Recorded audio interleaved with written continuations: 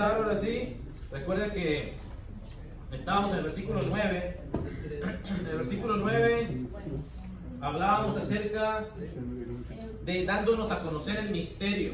¿Ok? El misterio. Acuérdense, esa palabra fue la que yo le dije que subrayara la clase pasada. ¿Ok? La palabra misterio. ¿Por qué? Porque más adelante Pablo va a hablar acerca del misterio. Ahorita solamente muestra esta palabra como el misterio, dándonos a conocer el misterio, ¿ok?, de su voluntad. Y ese misterio más adelante lo va a explicar el apóstol Pablo. Pero por eso es importante que usted lo subraye ahorita, porque cuando vayamos avanzando le voy a ir recordando. Ahí está el misterio. Acuérdese, esta es la segunda vez que repite Pablo misterio. Y ya cuando vaya a mencionar otra vez misterio, ya lo va a revelar Pablo de qué trataba el misterio. ¿Ok? Pero el versículo 9, dándonos a conocer el misterio de su voluntad según su beneplácito. ¿Ok? La palabra beneplácito es su satisfacción según su deleite de Dios. ¿Ok? Dice, el cual se había propuesto en sí mismo. Ahora, el versículo 10 es importante porque el 10 va conectado con lo que ya dijo. Dice, de reunir todas las cosas en Cristo en la dispensación. ¿Ok? En la dispensación. Ahora, ¿qué entienden ustedes por dispensación? En la dispensación. El fin del tiempo. El fin del tiempo, ¿ok? ¿Qué más? En la dispensación. ¿Es necesario? Es necesario, ¿ok? De reunir todas las cosas en Cristo en la dispensación del cumplimiento de los tiempos, así las que están en los cielos como las que están en la tierra, ¿ok? La palabra dispensación es el plan, la tarea, ¿ok? La palabra griega oikonomía, ¿ok? Entonces, ¿qué es lo que le quiere decir Pablo a los hermanos? Bueno, lo que Pablo quiere decir a los hermanos es que el plan de Dios, ¿ok? Recuerde eso, ese fue el plan de Dios. ¿Cuál fue el plan de Dios? Según lo que ya hemos visto hasta ahorita. La redención, la iglesia. La iglesia, ¿verdad? Ese fue el plan de Dios. En la mente de Dios estaba ¿qué? Establecer ¿qué? Su iglesia. ¿Antes de cuándo? Antes de la fundación del mundo, ¿verdad? Antes de la fundación del mundo Dios ya había planeado, voy a mandar a mi hijo a morir en esa cruz del Calvario. Primera de Pedro capítulo 1 versículos 18 al 20. ¿Ok?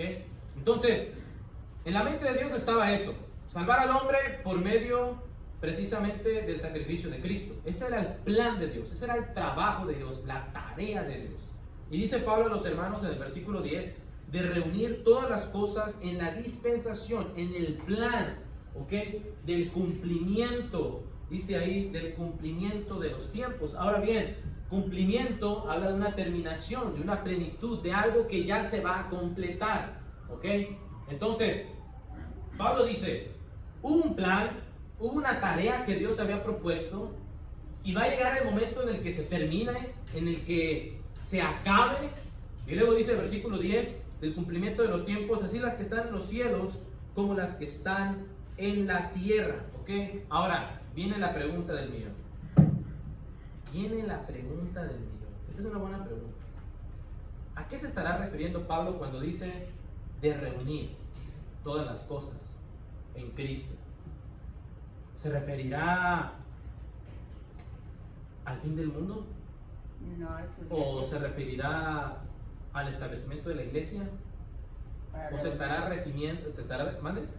a reunir a todos los cristianos? A reunir todos los cristianos. La iglesia en general, punto ya de redimir ya cuando nos vamos con él. Ok. ¿Quién más? ¿Quién más dice más? ¿Quién más dice algo? Leo, porque fíjese lo que dice, lo que hemos estado hablando hasta ahorita. ¿Ok?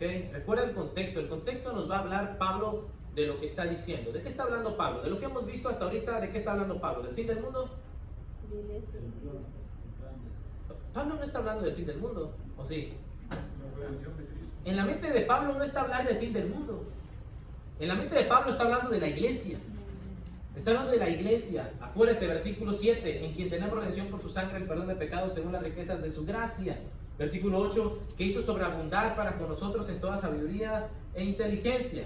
9, dándonos a conocer el misterio de su voluntad, según su beneplácito, el cual se había propuesto en sí mismo, de reunir todas las cosas en Cristo, en la dispensación del cumplimiento de los tiempos, así las que están en los cielos como las que están en la tierra. Ahí hay un pasaje, hermanos, en Gálatas capítulo 4. Ahí unas hojitas atrás, ¿no? Yo sé que usted ahí básicamente le echa más para atrás. Pero fíjese que dice Gálatas 4:4. ¿Qué dice Gálatas 4:4? ¿Alguien me puede dar lectura, por favor? Bueno, cuando vino el cumplimiento del tiempo, Dios envió a su Hijo, nacido de mujer y nacido bajo la ley, Versículo 5. para que redimiese a los que estaban bajo la ley, a fin de que recibiésemos la adopción de hijos. Ahora bien, ¿cuándo se cumplió el tiempo? A ver, vamos a hacer una pregunta, ¿ok? Versículo de Efesios, versículo 10 de Efesios.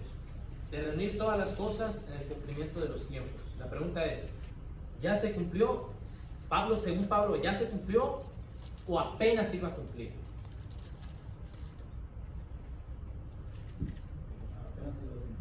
¿Apenas iba a cumplir o ya se cumplió? ¿Qué piensan ustedes?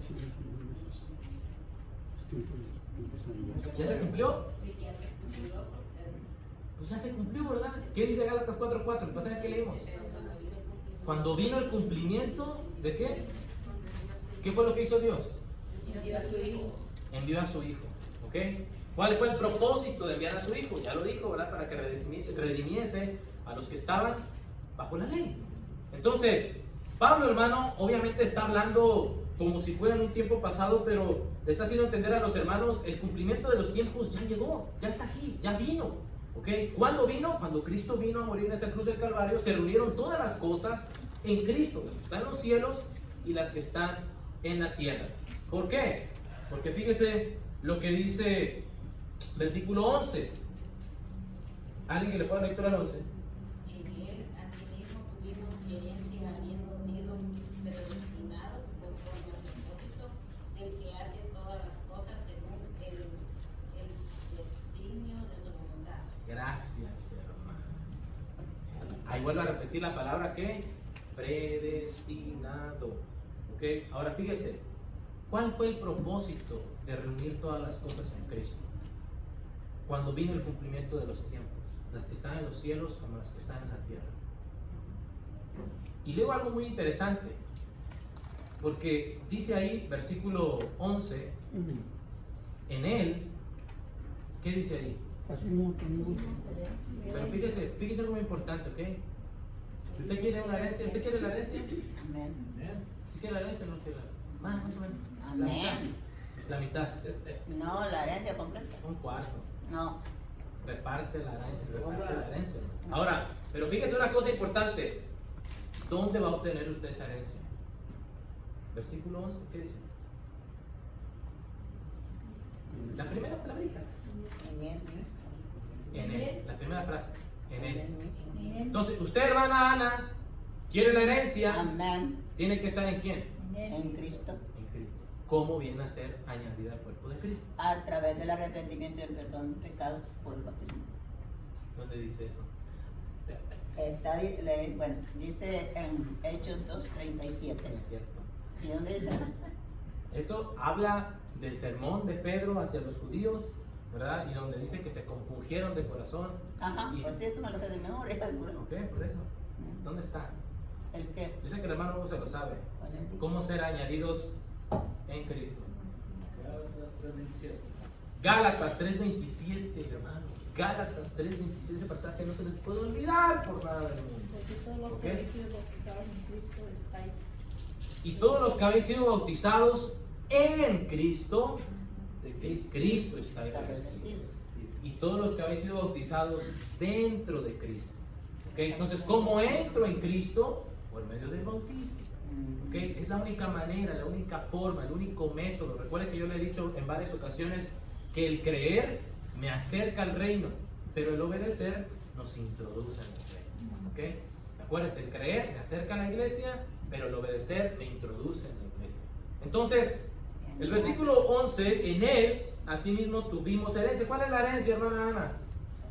La salvación. ¿Dónde dice eso? Ahorita me agarro en blanco, no me pregunten. Bueno, ¿qué más dice? Yo ahorita no. ¿Qué más? ¿Qué más De dice? blanco lo vas a ver decir si viene. La salvación, ok, la salvación. La salvación, ¿dónde está la salvación?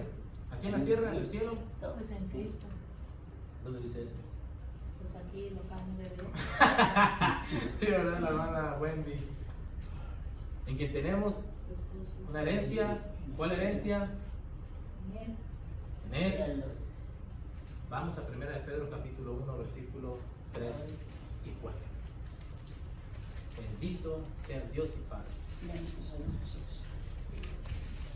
Primero Pedro, ¿qué, hermano? Capítulo 1, versículos 3 y 4. Alguien que por favor les pueda dar lectura.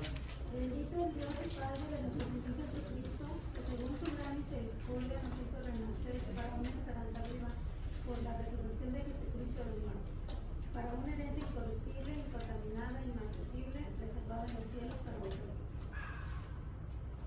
Ahí está. Ahí está. ¿Dónde está la herencia? Los cielos. Incontaminada e inmarcesible, ¿verdad? Sin mancha, pura, limpia, que nunca pierde su valor, es lo que Pedro quiere decir, ¿ok? Que nunca pierde su valor, nunca deja de ser valiosa y está reservada en los cielos para usted y para mí. Entonces, Pablo dice en el 11, en él asimismo tuvimos herencia, habiendo sido predestinados conforme al propósito del que hace todas las cosas. Acuérdese, ¿cómo fue predestinada? ¿Cómo fue predestinado usted? Usted no fue predestinado. El que fue predestinado fue la iglesia, el sacrificio de Cristo en la cruz del Calvario para establecer su iglesia. Eso fue lo que Dios planeó en su mente. Ese fue el plan de Dios. ¿Okay? Y en el plan de Dios estaba que todos los que sean introducidos a la iglesia que Cristo iba a establecer iban a obtener salvación. ¿Okay? Hechos capítulo 2, versículo 47 dice que el Señor añadía cada día a la iglesia los que habían de ser salvos, ¿verdad? Pero acuérdese, añadía ¿a dónde? A la iglesia, porque en la iglesia están los ¿qué? Los salvos, ¿verdad? Hechos 2:47. Entonces, si queremos mantener u obtener la salvación, necesito yo permanecer en la iglesia, ¿ok? Entonces, no es que usted haya sido predestinado y la hermana, aunque llore, aunque se hinque, no va a ser salva. ¿Por qué? Porque Dios ya lo predestinó. No, eso es una mentira porque eso va en contra de la voluntad de Dios. ¿Ok? 1 Timoteo capítulo 2, versículo 4, ¿verdad? Que ¿cuál es el deseo de Dios? Que todos los hombres tengan el conocimiento de la verdad, ¿okay? Puedan obtener su salvación. Entonces, si Dios dice quién se va a salvar y quién se va a perder, entonces se está contradiciendo Dios, ¿verdad? Porque ahí dice que Él quiere que todos los hombres sean salvos y vengan al conocimiento de la verdad. Entonces, por eso es muy importante lo que Pablo menciona en el versículo 11. En él asimismo tuvimos herencia, habiendo sido predestinados. Acuérdense, la iglesia es predestinada conforme al propósito del que hace todas las cosas según el designio. Ok, ahora, aquí le puse algunas palabras: propósito, prótesis, que significa un plan, una intención.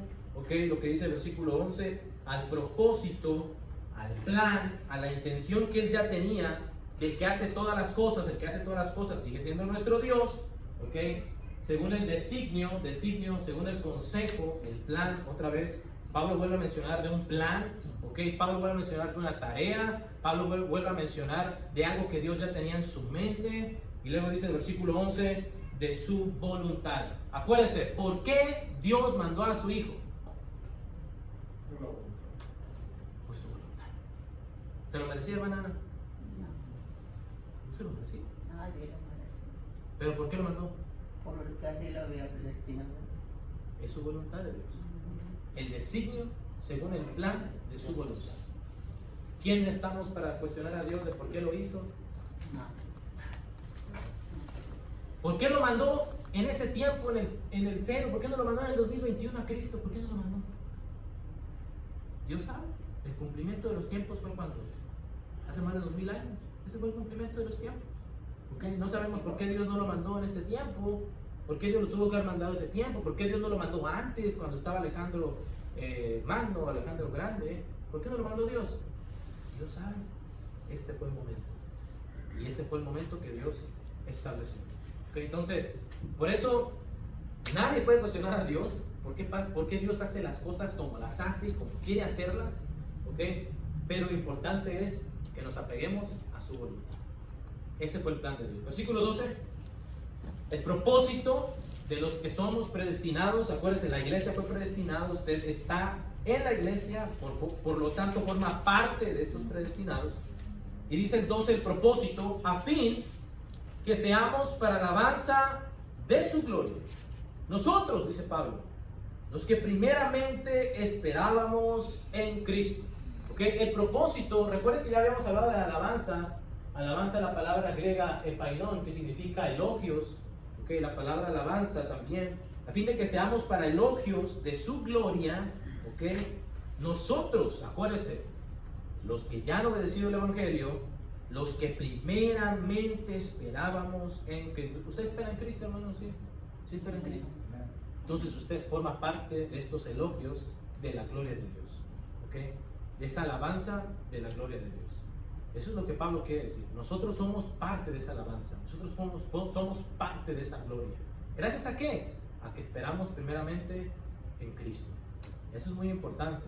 Ahora, versículo 13. El versículo 13 me encanta porque el 13 encierra cómo usted o cómo yo puedo formar parte de esos predestinados.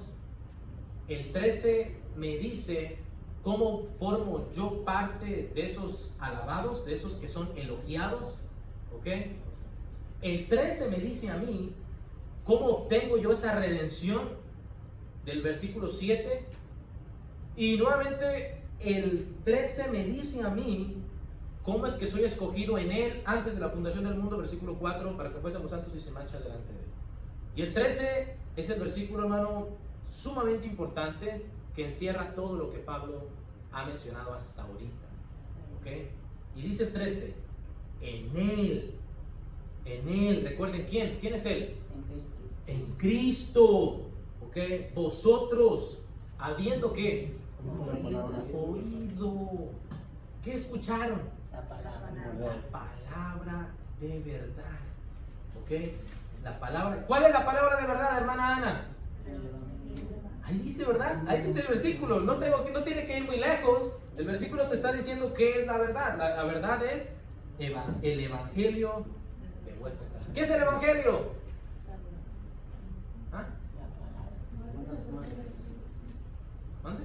Muerte, sepultura y resurrección. ¿Dónde dice eso, hermana? En primera de Corintios, No sé, ¿no? 1:4. ¿Dónde? ¿Cómo dijo? 15 del 1 al 4. 15:1. ¿Primera o segunda? Primera. Primera, excelente, hermano, muy bien. 1 Corintios capítulo 15, versículos del 1 al 4, Pablo habla lo que es el Evangelio. ¿Alguien que le pueda lectura, por favor? 1 Corintios capítulo 15, versículos del 1 al 4. Para que ustedes... Además, os declaro, hermanos, el evangelio que os he predicado, el cual también recibisteis, en el cual también perseveráis, con el cual asimismo, si os retenéis la palabra que os he predicado, sois salvos, si no creísteis en vano.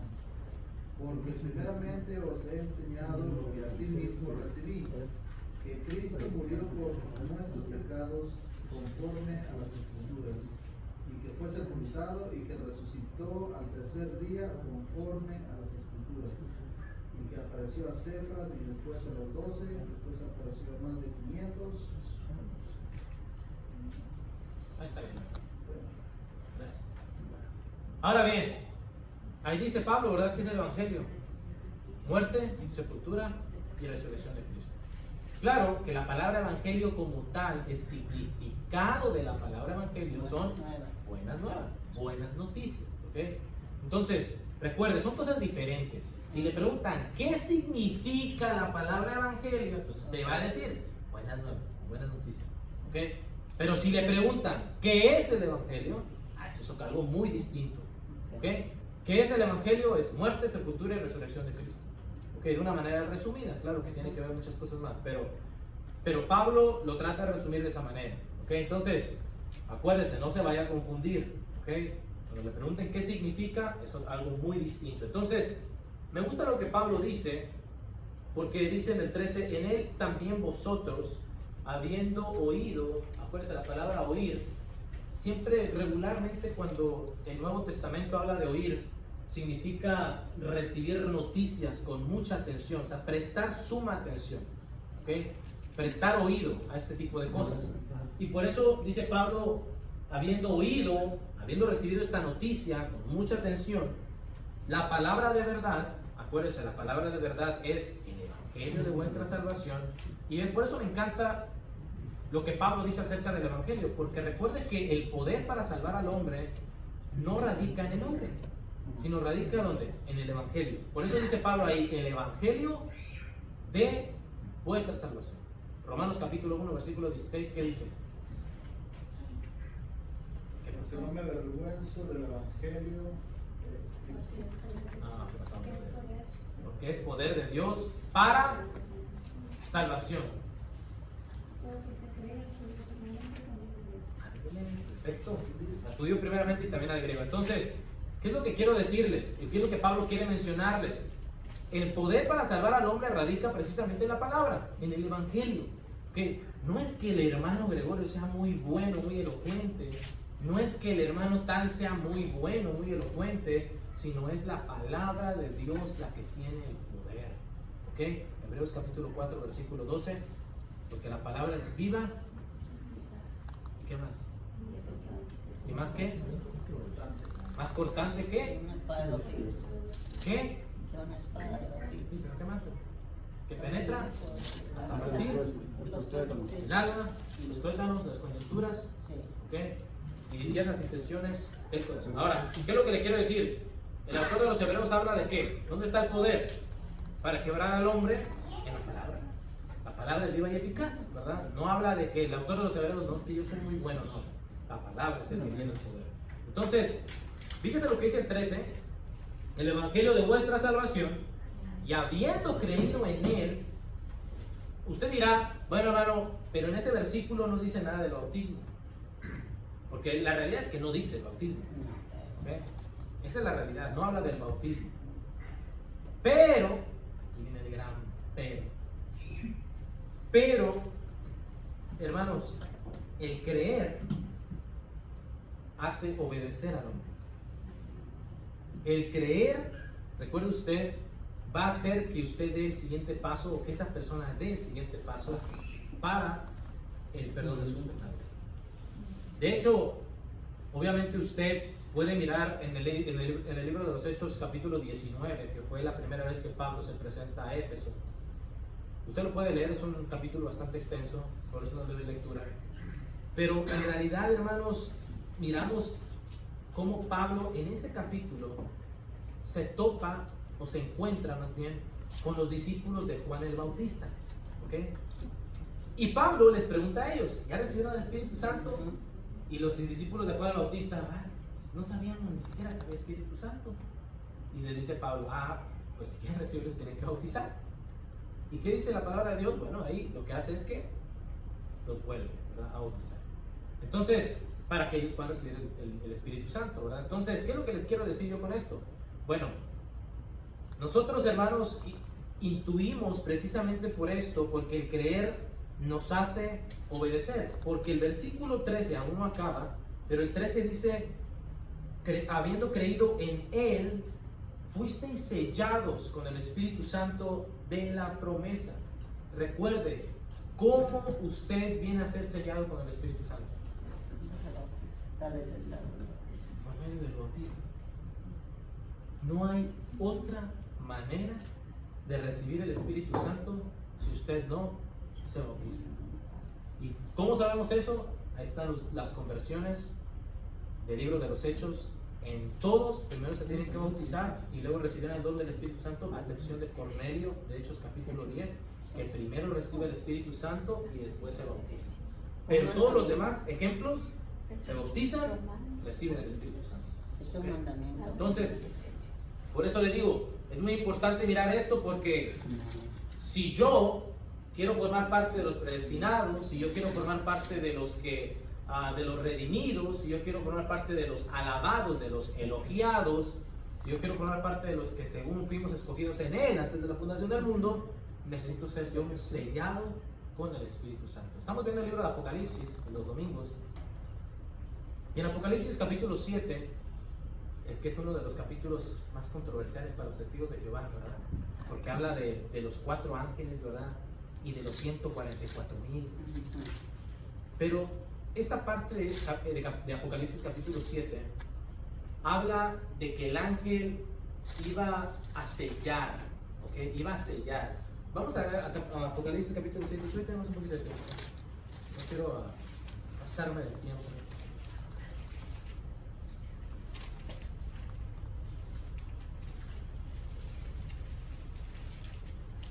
Ok, versículos, voy a leer versículos 2 y 3, ok. Dice así: vi también a otro ángel que subía de donde sale el sol y tenía el sello del Dios vivo. Y clamó a gran voz a los 4 ángeles a quienes se les había dado el poder de hacer daño a la tierra y el mar, diciendo: no hagáis daño a la tierra ni al mar ni a los árboles hasta que hayamos sellado en sus frentes a los siervos de nuestro Dios. Ahora, obviamente, hermano, ese sello, pues, obviamente no era un sello literal que le iban a poner ahí en la frente de alguien, pero recuerden cómo usted es sellado. Con el Espíritu Santo. Ese es el sello. Ahora, ¿por qué es el sello? Fíjese lo que dice el versículo 14 de Efesios. Ahí el capítulo 1 que estamos leyendo, ya para terminar esa sección cortita. ¿Ok? Dice el 14. Que son las arras. ¿Qué es las arras de nuestro diferencia hasta la redención de la posesión adquirida para alabanza de su gloria? Exacto. ¿Qué son las arras? ¿Qué son las arras, hermana Ana? No los conozco. Es la garantía. Eso es. ¿Han ido a una boda alguna vez? Sí, pues sí. Sí, ¿verdad? Garantía. Las arras, ¿qué significan las arras? Dinero. No, ¿qué pasó? Ana? Yo en realidad no sé qué Así lo significa. nombran, ¿verdad? También. No, pero las arras tiene que ver justamente con eso, la garantía. Ah, ok. ¿Ok? La garantía. Y lo que llama la atención es que Pablo dice: ustedes son sellados con el Espíritu Santo de la promesa. Y el Espíritu Santo de la promesa son las arras, es su garantía. Por eso dice el 14, que es las arras de nuestra herencia. ¿Ok? Hasta la redención de la posesión adquirida para la alabanza de su gloria. Ahora bien, algo muy importante, hermano, que tenemos que saber, porque a veces entra la confusión de cómo trabaja el Espíritu Santo. ¿Ok?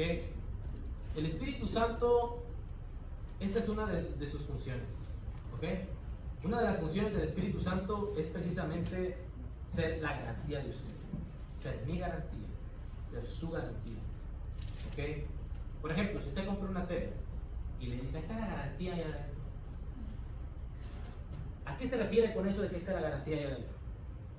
Si se le echa a perder, ¿qué va a hacer? Que ellos responden. ¿Vale? Que ellos van a responder si nos servimos. Ahí está, mira, una nuevecita, sin decirle nada, ¿verdad? Si no jala, no jaló, la cambia. Es la garantía. ¿Ok? Así como con un carro, así como lo que sea. Dice Dios: ok, yo te voy a dar una herencia, yo te voy a dar un cielo, yo te voy a dar una morada, yo te voy a dar un lugar donde vas a pasar la eternidad. Ok, ¿cómo sé que me lo vas a dar? El Espíritu Santo. Esa es tu garantía.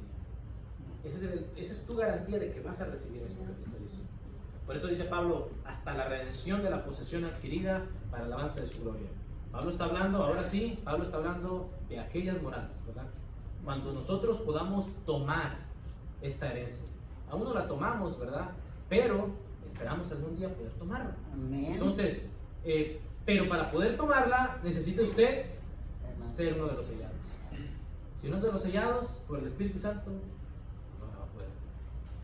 Lastimosamente, tristemente, pero esa es la gran verdad que Pablo menciona en ese versículo 13 y 14. Si usted quiere formar parte de los predestinados, de los redimidos, de los alabados, de los escogidos en él, usted tiene que oír la palabra de verdad, que es el Evangelio de su salvación, creer en él, bautizarse y ser sellado con el Espíritu Santo. Así que vamos a terminar. No sé si hay algún comentario más, hermanos, que quieran hacer a esto.